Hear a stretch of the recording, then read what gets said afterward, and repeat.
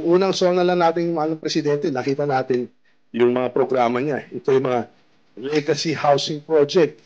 Bukod pa rin yung mga legacy housing project, meron siya mga legacy hospital or medical care facilities. Kaya yun din ang sinusuportahan nila at saka yung legacy food program para sa mga hirap.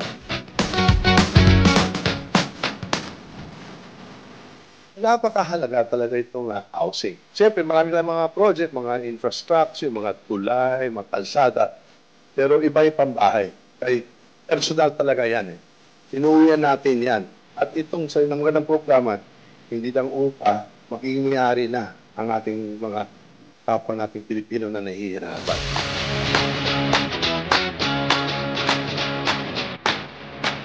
I, as your Speaker of the House, will guarantee that this interest subsidy will be appropriated in the succeeding national budgets of the Republic.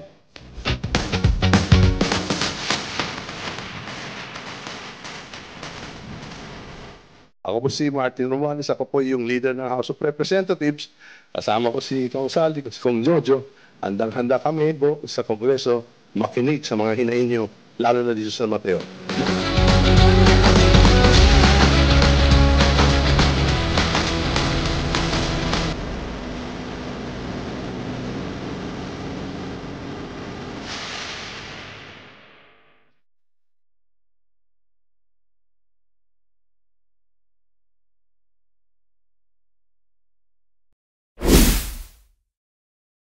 President Ferdinand Bongbong Marcos Jr. says his administration might change the concept of providing housing units to the country's poor in order to adapt to the changing of the times.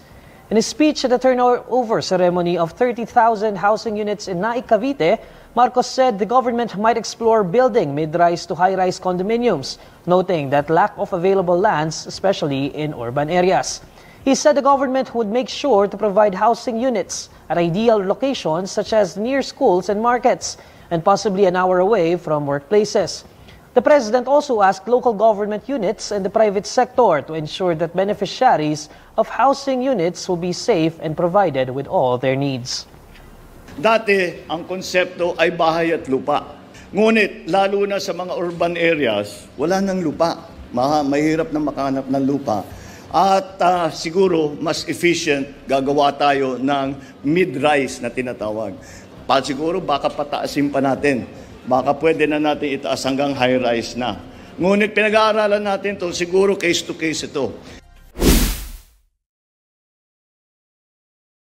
A new affordable housing community is officially open in San Marcos. This morning, San Marcos leaders celebrated the grand opening. Construction of several housing units in Bulacan towns underway. As Pia Gutierrez reports, this is part of the Marcos administration's pledge to address housing backlogs in the country.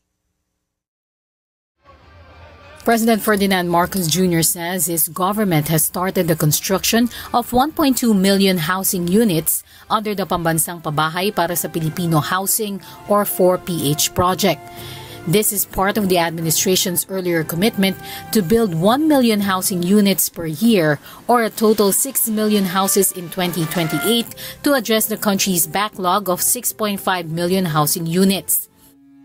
Well, ang naumpisa na, lahat-lahat, I think na groundbreak is about 1.2 million na nasimulaan na. Kaya sinasabi, tinutugso ko kasi Secretary Jerry, sabi ko sa kanya, sa susunod naman, dalhin mo kami doon sa mga may naitayo na. Kasi baka sasabihin na, panay ribbon cutting natin, tapos wala nang nangyari. Ang Pangulo ng Republika ng Pilipinas. On Wednesday, the President led the groundbreaking of 3 housing projects in Bulacan. The first one was in the nearly 8-hectare land in Gaya-Gaya Village in San Jose del Monte City, where the government plans to build 9 8-story residential buildings with 1,890 housing units. Bukod sa pabahay, ang proyektong ito ay magpapalawig pa at madaragdagan balang araw ang mga kaugnay na pasilidad tulad po ng edukasyon, pangalusugan at iba pa. Hindi na magtatagal. Ang proyektong ito ay magiging isang tunay, kumpleto at masiglang komunidad. The president also led a groundbreaking in San Rafael town for the construction of almost 4,000 condominium units in Caingin Village. He then proceeded to the town of Pulilan, where they plan to build 8 10-story residential buildings with almost 2,000 housing units. Makinig sa mga hinaing nyo, lalo na dito sa Mateo.